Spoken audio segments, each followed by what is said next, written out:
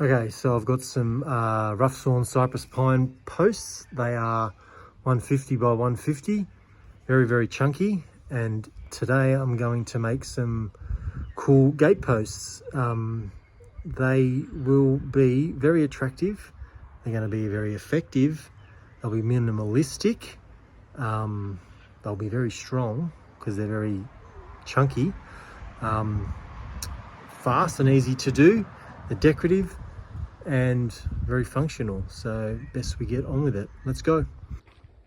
Here we have a cypress pine post, 2.1 meters long, 150 by 150 dimensions, rough sawn, and let's turn it into something cool.